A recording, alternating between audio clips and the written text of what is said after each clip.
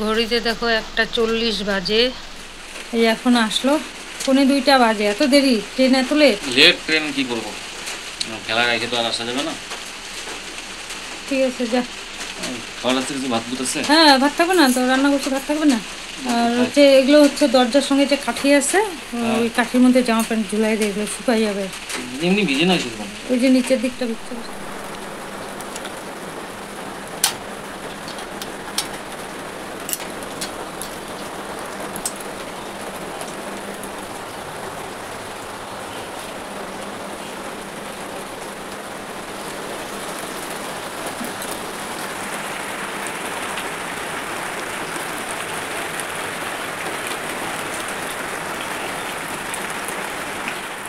Last কয়েকদিন থেকে বৃষ্টি, সেই বৃষ্টি মাথায় নিয়ে রিয়ার কাছে যাওয়া আসা, তারপর সময় নেই অসময় নেই স্নান করা, এই সমস্ত করতে করতে আজকে আমি অসুস্থ। আমি বুলটি বলছি, তোমরা হয়তো বুঝতেই পারছো। মাকে বলেছিলাম, মা কিছু কিছু ভিডিও তুমি করে রেখো, কারণ তোমরা সবাই চিন্তা করো, অনেকেই আমাকে ফোনও করছো আর ছোট ছোট করে ভিডিও দিতে বলছো। তো সেই জন্য ভাবলাম যে না, এই এডিটটা আমি করেই দেই। তো সেই জন্য এডিট করতে বসলাম। আর বুঝতেই পারছো কীরকম বৃষ্টি পড়ছে। সবাই এটাও জানতে চাইছো যে এখন আমাদের ছোট্ট সোনা কীরকম আছে। তো এখনও অনেকটাই ভালো আছে। আর আমার তো জ্বর এসেছে, সেই জন্য আমি আজকে আর যাচ্ছি না ওর কাছে, সকালেও যাইনি আর বিকেলেও যাব না। দাদাকে বলেছি যে আজকে তুই যা। তো আমার জ্বর নিয়ে ওর কাছে যাওয়াটা ঠিক হবে না, সেই জন্য আমি আর আজকে আর যাচ্ছি না আর কি। আজ কতদিন ধরে রাতে এরকম বৃষ্টি নামে, সারা দিন সকালবেলা তো বেশি থাকে, হ্যাঁ, ঝুমঝুমা বৃষ্টি থাকে সকালবেলা, সব কাজের দেরি হয়ে যায়, বাসন টাসন মাজা। আর রাতেও এরকম বৃষ্টি থাকে, রাতে যে বাসন মেজে রাখবো তাও মেজে রাখতে পারি না, বৃষ্টি থাকে। সকালবেলাও এরকম বৃষ্টি, মেজে রাখতে মানে পারি না বাসন, আর সকালবেলা মাজবো ভাবে, কিন্তু এই বৃষ্টির জন্য মাজতেও পারি না, সব কাজের দেরি হয়ে যায়। তো এখন রিয়ার জন্য খাবার বানাতে হবে। রাতে হচ্ছে বৃষ্টির ফাঁকে ফাঁকে কয়েকটা বাসন মেজে এনেছিলাম, আর কয়েকটা বাসন আছে আর কি।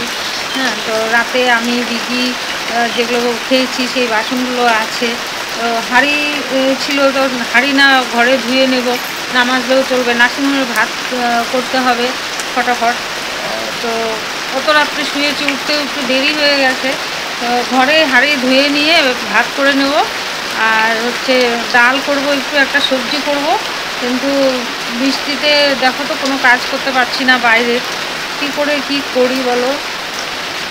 প্রতিদিন মানে সন্ধ্যার দিকে বৃষ্টি নামে, আর এরকম সারাদিন চলে, 12টা 1টা পর্যন্ত এরকম বৃষ্টি থাকে। তারপরে হয়তো রোদ ঠিক মতো হয় না, আচ্ছা আচ্ছা। তো এখানে বসিয়ে দিয়েছি ডাল, আর ভাত বসিয়ে দিয়েছি। ভাতের হাঁড়ি আজকে মাজতে পারি নাই, এত বৃষ্টি হচ্ছে, তোমরা বৃষ্টির আওয়াজ হয়তো পাচ্ছ। তো ডাল বসিয়ে দিয়েছি, এই যে ডালে পেঁয়াজ দিয়ে দিলাম।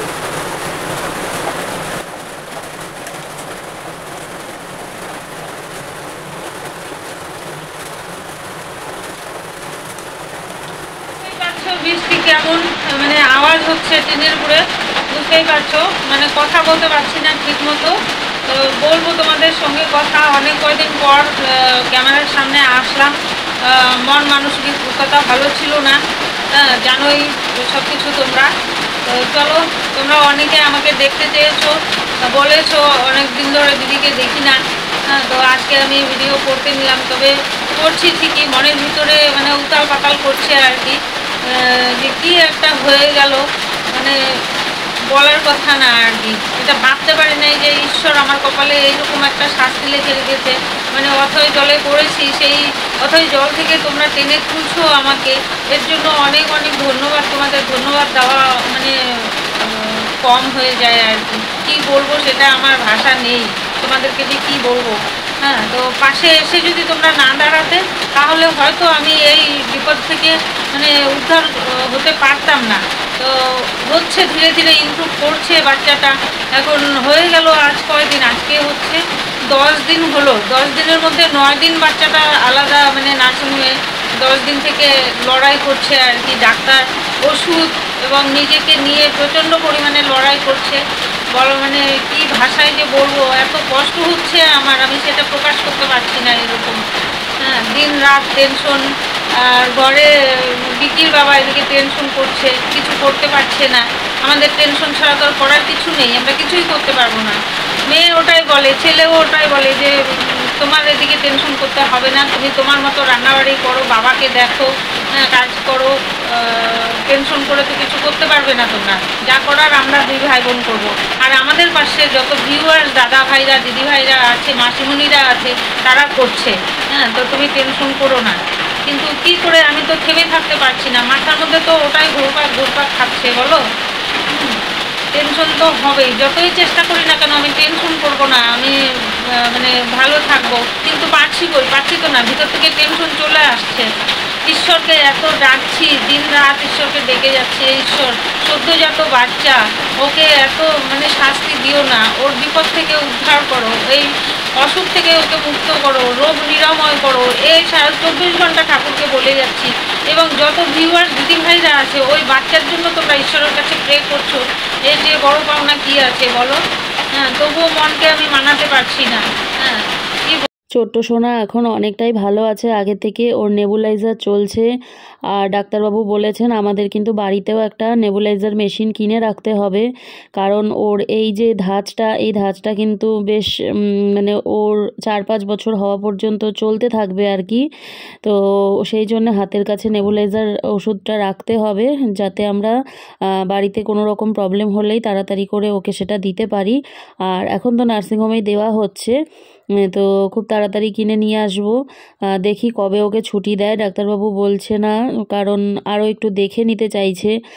বাড়িতে যাওয়ার পরে যদি কোনো সমস্যা হয় তখন তো আমরা সেই সমস্ত মেশিনগুলো যেগুলো দিয়ে ওকে ওষুধ দেওয়া হচ্ছে সেগুলো তো বাড়িতে পাবো না, সেই জন্য আর কি ভালো করে দেখে শুনে তারপরেই বোধহয় ওকে ছুটিটা দেবে। আমরাও আর এখন অত তাড়াহুড়ো দিচ্ছি না আর কি। ভাত ফুটছে এখানে, আর হচ্ছে ভাত ফুটে এখানে মানে গরম তেলের মধ্যে এসে ভাতের ওই ফুটন্ত জল এসে পড়েছে। আর দেখো কড়াইটা কী অবস্থা। তো ডাল ওখানে ফুটে গেছে, কাটা দিয়ে নামিয়ে রেখেছি, এই যে নামিয়ে রেখেছি। আর ফোড়ন দেব শুধু তেজপাতা আর হচ্ছে কালো জিরে, এই যে জাস্ট একটুখানি তেল দিয়ে আর কি। আর এটা রিয়ার জন্য ডাল, কিন্তু ওটা আমাদের সবার জন্য। তো কালকের একটু বাসি ডাল অল্প রয়ে গেছে, তো ওটা সকালে আমি ভাত দিয়ে খেয়ে নেব, আর ওকে তো বাসি দেওয়া যাবে না। এদিকে হচ্ছে ডাল আর পেঁপের তরকারি দেবো প্রেশারের মধ্যে, একটু তেল দিয়ে সামান্য একটু ভাজা ভাজা করে জল দিয়ে সিটি মেরে দেবো, কালো জিরা ফোড়ন দিয়ে সামান্য তেল দিয়ে করে দিতে বলেছে। আর ওদিকে তো কালো জিরা বাটা করে রেখেছি গোলমরিচ দিয়ে, সেই কালো জিরে বাটা আর হচ্ছে তরকারি আর ওই ডাল দিয়ে ওর জন্য ভাত দেব। এখানে সবজি কাটা হয়ে গেছে, আছে পেঁপে, কোয়াশ, ঝিঙে, আর হচ্ছে জাস্ট একটু আলুর টুকরো দিয়ে দিয়েছি, মানে তিন তরকারি খেতে নেই। আর এই যে প্রেসার কুকার বসিয়ে দিয়েছি, একটুখানি তেল দিয়ে একটু তেজপাতা কালো জিরে ফোড়ন দিয়ে একটু নাড়াচাড়া করে ঢাকনা দিয়ে দেবো।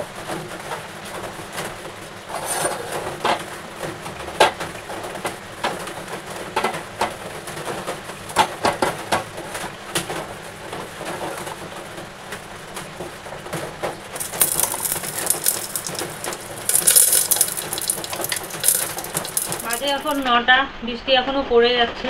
গতকাল হচ্ছে এই টাইমে আমার নার্সিংহোমের কাঁথা, ন্যাকড়া, তারপরে হচ্ছে রিয়ার নাইটি ফাইটি সব ধোয়া হয়ে গেছিলো, কিন্তু আজকে এখনও মানে কুয়ার পাড়ে নামতে পারছি না। কালকে রাতের বাসন করে রয়েছে, আর বৃষ্টির আশায় থাকলে পারে দেরি হয়ে যাবে রিয়ার খাবার বানাতে আর কি। তো ওইদিকে ডাল হয়ে গেছে, ভাত হয়ে গেছে, আর ওখানে পেঁপে, ঝিঙে, কোয়াশ আর এক টুকরো আলু দিয়ে একটু ভাজা ভাজা করে সামান্য তেল আর কালো জিরা তেজপাতা ফোড়ন দিয়ে ওটা প্রেসারে সিটি বসিয়ে দিয়েছি, হচ্ছে ওটা দিয়ে আমাদের খাওয়া হয়ে যাবে। ডাল তো বেশি করে নিই, আমাদেরও হয়ে যায়, রিয়ারও হয়ে যায়। তবে লঙ্কা ছাড়া ডাল আমরাও খাচ্ছি, ওটাই ও যেটা খাচ্ছে ওটা আমরাও খাচ্ছি। তবে সকালের খাবার এখান থেকে বাড়ি থেকে দিচ্ছে, সন্ধ্যার টিফিনটা 2টো করে রুটি বানিয়ে দেয়, আর 2টো মিষ্টি দিয়ে বিকি নিয়ে যায়, ওটা সন্ধ্যাবেলা খায়। আর রাত্রি 9টার সময় আর কি নার্সিংহোম থেকে খাবার দেয়। তো ছোট্ট একটা পাতলা রুটি, এতটুকু 1 চামচ ভাত, একটু ডাল আর একটু সবজি, এটা দিয়ে নার্সিংহোমের খাবার দেয়। তো ওর তো এখন পেটটা খালি, ওর একটু খাবারটা বেশি বেশি লাগবে আর কি। তো আমি সকালের টিফিনটা পাঠিয়ে দেই আর সন্ধ্যার টিফিনটা পাঠিয়ে দেই, আর দুপুরবেলা আর রাত্রেবেলা ওখানে মানে নার্সিংহোমের খাওয়াই খায়। তো যাই হোক, বৃষ্টি এখনও কমে নাই, জানি না কখন কমবে। নার্সিংহোমের কাপড় চোপড় রয়েছে, বাসন পড়ে রয়েছে। হ্যাঁ, 9:05 বাজে আর কি। আমি যখন কথা বলি তখন 9:03 দেখেছিলাম, তো 9:05 হবে এখন। বিকিকে সোয়া 9টার সময় ডাকবো, ও উঠে চা খেয়ে রিয়ার খাবার নিয়ে যাবে। আর কি বলবো, আমার বলার ভাষা নেই। তোমরা যে এইভাবে আমার পাশে এসে দাঁড়িয়েছো আমি ভাবতে পারি নাই। হ্যাঁ, তোমরা অনেক অনেক অনেক উপকার করছো। তোমাদের জন্য হয়তো বাচ্চাটা বেঁচে যাচ্ছে, চিকিৎসা চলছে, না হলে আমি সেই চিকিৎসা করাতে পারতাম না।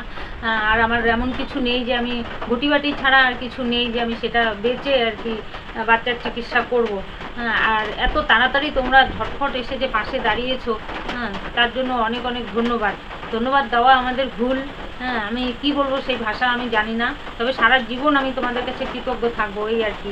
তো চলো, মানে আমার ভাগ্য এত ভালো, ভগবান একদিকে আমাকে মেরে রেখেছে, কিন্তু আর একদিকে আমার কপাল এত ভালো, মানে আমি সেটা নিজে অনুভব করতে পারি যে আমার কপালটা সত্যিই খুব ভালো জন্য তোমরা আমার পাশে এসে দাঁড়িয়েছো। তো যাই হোক, ইচ্ছা ছিল না ভিডিও করার, তো তোমরা অনেকে কমেন্ট করেছো আমাকে কতদিন ধরে দেখতে পাও না। জানি না কি বলছি না সেটা আমি নিজেও বুঝতে পারছি না। আমি আমার মতো করে কথা বলে যাচ্ছি, কিন্তু আমি ঠিকঠাক কথা বলতে পারছি কিনা সেটাও আমি বলতে পারছি না। বুঝতেই তো পারছো আমার মনের অবস্থা কেমন, এই হচ্ছে কথা। তো চলো, সারাদিন পাশে থাকো, দেখতে থাকো। আর হ্যাঁ, জামাই দিয়েছে। তোমরা হয়তো ভাববে যে জামাই কিছু দিল না, জামাই তো পয়সা আছে। হ্যাঁ, তো পয়সা আছে কিনা সেটা বাইরের থেকে বলতে পারবো না, তবে জামাই যথেষ্ট করে। যখন কর্তামশাই নার্সিংহোমে ভর্তি হয়েছিল, তো বলেছিল, আমরা মেডিকেলে নিতে চেয়েছিলাম, কিন্তু জামাই বলেছিল ফোন করে যে মেডিকেলে সেরকম চিকিৎসা হয় না, তো নিয়ে যাও মহারাজ নার্সিংহোমে, আমি আছি। তো ওর সাহসেই আমরা নার্সিংহোমে নিয়ে গিয়েছিলাম। তো নার্সিংহোমের বিলটা যা হয়েছিল সেই বিল দিয়ে আর কর্তামশাইয়ের 1 মাসের ওষুধ, পুরো 1 মাসের ওষুধ দিয়ে জামাই একদম গাড়ি করে এনে ঘরে উঠিয়ে দিয়ে গেছে। হ্যাঁ, তো সেখানে আর কি বলবো। আর এখানেও দিয়েছে, মোটা টাকার অ্যামাউন্ট দিয়েছে। সেটা বলতেও মানে বলি আর কি। হ্যাঁ, বলতে চাই নাই আমি, তোমরা হয়তো বিশ্বাস করবে কি না। জামাই 1 লাখ টাকা দিয়েছে। হ্যাঁ, এই আর কি। তো এই পাওনাটা কোথায় থেকে পেতাম আমি? মেয়ে জামাইয়ের জন্য তো আমি কিছু করতে পারি না। হয়তো তোমরা ভাববে হ্যাঁ মেয়ে জামাইয়ের থেকে নাও, কিন্তু মেয়ে জামাইয়ের জন্য তো কিছু করো না। পারি না গো, ইচ্ছা করে করতে, কিন্তু পারি না, এই আর কি। তো চলো, ঈশ্বর যদি দেয় কোনো দিনও তাহলে হয়তো করবো। হ্যাঁ, আর তোমাদের আশীর্বাদ তো আমার সঙ্গে আছে। তোমরা মানে সারাক্ষণ এত আশীর্বাদ করো, এত ভালোবাসো, এত ভালোবাসার দাম কোথায় যাবে? ঈশ্বর ঠিক একদিন তাকিয়ে দেখবে, আর হয়তো আমি মেয়ে জামাইয়ের জন্য কিছু করতে পারবো। যদিও বা ওদের লাগবে না, তবুও আমি যদি করতে পারি তাহলে আমার সেটা একটা উপরি পাওনা, এই আর কি। আমার ভালো লাগবে, এটাই আর কি। তো চলো, তোমাদেরকে অনেক অনেক ধন্যবাদ আমার পাশে এসে এইভাবে দাঁড়ানো, না হলে আমি বাচ্চার চিকিৎসা করতে পারতাম না। তো চলো, আরও একটা কথা, মেডিকেলে গিয়েছিল ছেলে আর মেয়ে, যে মেডিকেলে যাই, যদি মেডিকেলে আইসিইউতে রাখতে পারি তাহলে তো এটা তো 1-2 পয়সার খেল না। হ্যাঁ, লাখ লাখ টাকার ব্যাপার। তো দিয়ে খোঁজ করেছে, একটা মানে বাচ্চাদের আইসিইউ বেড একটাও খালি ছিল না। হ্যাঁ, তো ডাক্তারবাবুর সঙ্গে অনেক ইয়ে করে দেখা করেছে, ডাক্তারবাবুর সঙ্গে কথা বলেছে। তো উনি বলেছেন যে এই মুহূর্তে তো আমাদের কাছে আইসিইউ নেই, খালি নেই, সব ভর্তি। আর তখন মেয়ে বলেছে ডাক্তারবাবু একটা ব্যবস্থা করেন কিছু, আমাদের বাচ্চাটাকে এনে এখানে চিকিৎসা করায়। তো ডাক্তারবাবু বলেছেন এই কথা, সত্যি কথা যেটা বলেছেন, যে দেখুন যে বাচ্চাগুলো আছে আইসিইউতে তাদেরকে তো আমরা বের করে ফেলতে পারি না। হ্যাঁ, তো এমন না যে তাকে বের করে আপনার বাচ্চাকে আমি রাখবো আর কি, এই হচ্ছে ব্যাপার। তো পায় নাই, অনেক দৌড়াদৌড়ি করেছে। আবার অনেকে কমেন্ট করেছো যে সে সিভিলের চিকিৎসা ভালো না, মেডিকেলের চিকিৎসা ভালো না, তোমরা মেডিকেলে নিও না। সেটাও একটা মানে ভাবলাম যে হ্যাঁ হয়তো ঠিকই বলেছে দিদি ভাইরা, মানে মেয়ে আর কি কমেন্ট আমাকে বলেছে, আমি যেটা শুনেছি আর কি। তো এই হচ্ছে ব্যাপার। তো চলো, অনেক গল্প করলাম। ফোন করছে আমার দিদি, তো চলো ফোনটাকে ধরে নিয়ে দেখি কি বলে।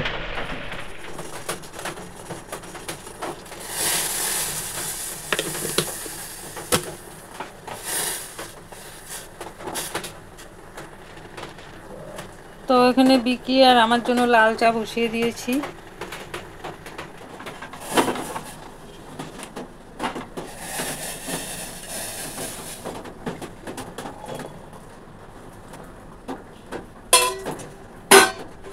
তো এই যে এখানে হচ্ছে রিয়ার ভাত, আর এই যে কালো জিরে বাটা, এটা তোমরা সকলেই জানো, সব দিদিভাইরা জানো এটা কেন দেওয়া হয়।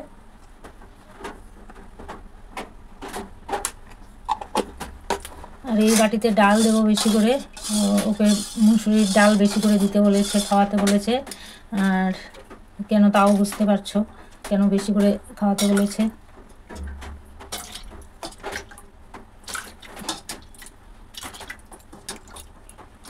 পাতলা করে মুসুরির ডাল খাওয়াতে বলেছে।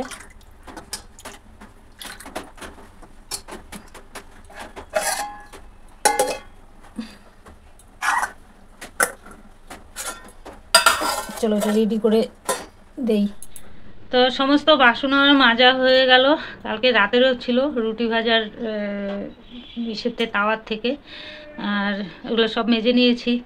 এটা হচ্ছে কালকে ভিজিয়ে রেখেছি, ধুতে সময় পাই নাই আর কি ধোয়ার।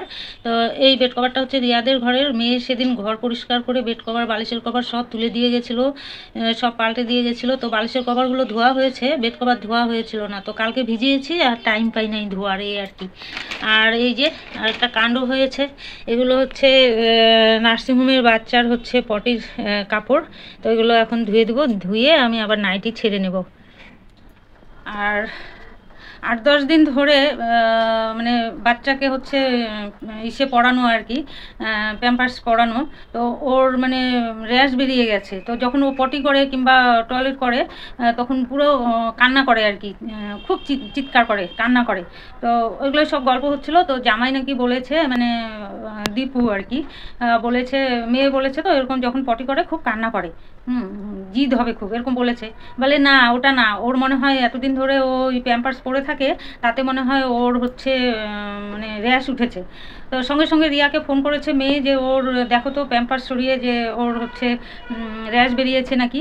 তো দেখেছে কি না জানি না, সেটাও বলতে পারবো না। তো যাই হোক, কালকে যখন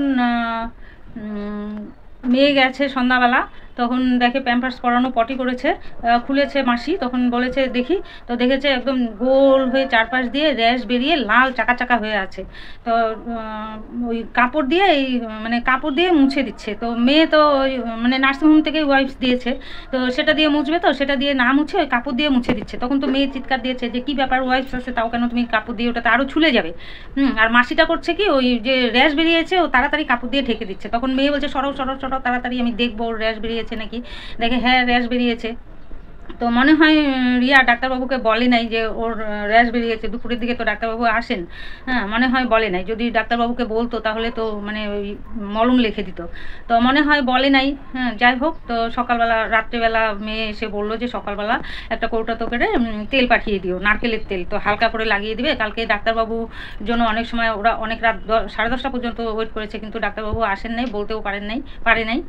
তো ওই নারকেল তেল সকালবেলা বিকিকে দিয়ে পাঠিয়ে দিলাম, আর বলে দিলাম যে নারকেল তেল ঠান্ডা তো হালকা করে একটু ওই র্যাশগুলোর মধ্যে লাগিয়ে দিতে। তারপরে কখন ডাক্তারবাবু আসবে তখন রিয়া বলবে আর কি, তারপরে হয়তো মলম লিখে দিবে, এই আর কি। এই হচ্ছে কাণ্ড কারখানা। তো চলো বাচ্চার পটির কাপড়গুলো ধুয়ে দিই, ফেলে দিলে তো ফেলে দেওয়া যায়, কিন্তু অত কাপড় পাবো কোথায়, এই আর কি। তো চলো, এই যে আমাদের দুপুরের খাওয়া, সকালে সব ছাতু খাওয়া হয়েছে, গ্লাসে গুলে রিয়ার বাবা আর বিকি খেয়েছে গ্লাসে গুলে। আর এই যে এটা দুপুরের ভাত, যা রিয়ার রান্না সেটাই আমাদের রান্না, লঙ্কা ছাড়া ডাল আর লঙ্কা ছাড়া তরকারি, এই আর কি। তো চলো খেয়ে নাও।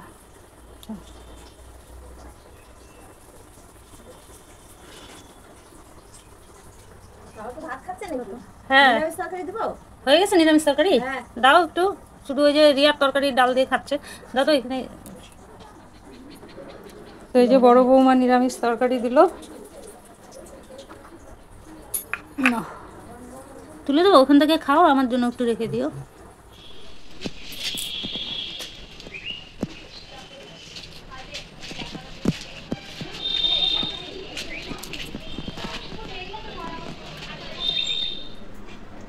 তো এই যে এটা মেয়ে কিনে দিয়ে গেছিলো যে তো ওটা দিয়ে পরিষ্কার করছি, মানে আগের থেকে দেখাবো ভুলে গেছি আর কি।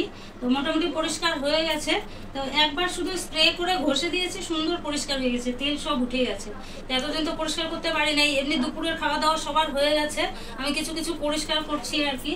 ঘর দরজা, পুজো তো এসে গেল, আর মহালয়া হয়ে গেলে তো আর ঘর দরজা পরিষ্কার করতে পারবো না। এই ঘর তো আমাদের ঘর বিকি পরিষ্কার করে দিয়েছে, বিকির ঘর বিকি একদিন পরিষ্কার করেছিল, আবার বুলটি পরিষ্কার করেছে, আজকে আবার আমি ফ্যান ট্যান মুছে দিলাম, পরে এই যে রান্নাঘরে লেগেছি। আর ওরা চলে আসলে তো আর হবে না, বেবি নিয়ে আসলে আর করতে পারবো না কিছু, তো যতটুকু পারি ততটুকু করে নিই আর কি। এটা তোমরা হচ্ছে নিলে নিতে পারো, খুব সুন্দর। আমি তো প্রথমে বিশ্বাস করেছিলাম না যে এই তেল তেল দিয়ে গিয়ে আবার উঠবে নাকি, তো আমার খুব নোংরা হয়েছিল, দেখি পরিষ্কার হয়ে গেল একবার একটু দেওয়াতে। হ্যাঁ হ্যাঁ, মেয়েকে বলবো এটা দিয়ে দিবে মোবাইলে, মানে ভিডিওর মধ্যে, তোমরা নিতে পারো, কিন্তু খুব ভালো জিনিসটা।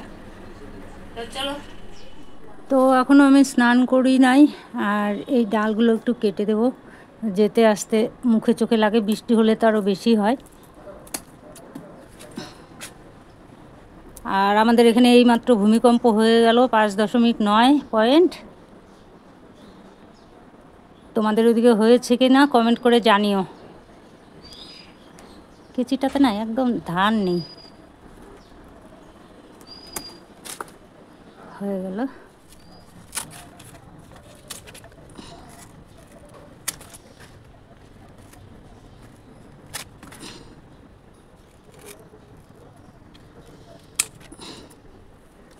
রাস্তার মধ্যে চলে আসে, আর এগুলো সব গায়ে লাগে, এই জায়গাটা একদম চাপা গলিটা।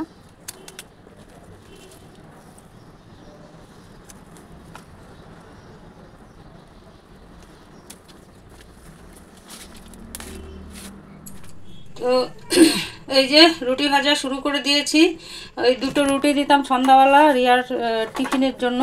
তো ডাক্তারবাবু আজকে বলেছে যে বাচ্চার প্রেশার বেশি আছে, তো রাতে রুটি খেতে। তো সন্ধ্যার জন্য 2টো, রাতের জন্য 2টো, 4টা রুটি করব রিয়ার জন্য, 2টো করব হচ্ছে রিয়ার বাবার জন্য, মানে কর্তামশাইয়ের জন্য। এখানে আছে 3টে রুটি, এই 2টো 5টা, আর এই একটা, এই 6টা রুটি করব। তো তার মধ্যে 3টা ভাজা হয়ে গেছে, আর 3টে ভাজবো। আর যাবে হচ্ছে খাবার নিয়ে যাবে হচ্ছে আজকে, মানে দীপু দেখতে যাবে জামাই আর কি, তো ওরাই খাবারটা নিয়ে যাবে। তো আমাকে ফোন করেছিল ভাজতে তাড়াতাড়ি, তো এই যে এখন ভাজা শুরু করেছি, ভেজে ওদেরকে ফোন করব, এসে নিয়ে যাবে। এই হচ্ছে কথা। এটা আমি দেবলীনা ওর বাবা গিয়েছিলাম দেখতে। তোমরা অনেকেই বলছো যে সরকারি হাসপাতালে কেন নিয়ে গেলে না। আচ্ছা তোমরা সত্যি করে একটা কথা বলো তো, যে তোমরা জানো যে সরকারি চিকিৎসা বা সরকারি হাসপাতালগুলোর কীরকম পরিস্থিতি, তো সেখানে কীরকম চিকিৎসা হয়। আর আমাদের বাচ্চার যেরকম ক্রিটিক্যাল অবস্থা ছিল, সেখান থেকে ওকে একদমই কিন্তু সেখানে যদি আমরা নিয়ে যেতাম, তাহলে কিন্তু আমরা ওকে আজকে ফিরিয়ে আনতে পারতাম না। কথাটা তেতে হলেও কিন্তু বাস্তব কথা। তো তোমাদের কমেন্টের জন্যেই আমি কিন্তু এই উত্তরটা দিলাম আর কি। সেখানকার চিকিৎসা একদমও ভালো না, কিন্তু তারপরেও আমরা গেছিলাম, গিয়ে কিন্তু আমরা কোনো রকম NICU পাইনি বেবির জন্যে। তো সেই জন্যে আর কি ওর চিকিৎসাটা এখানেই চালানো হচ্ছে আর কি।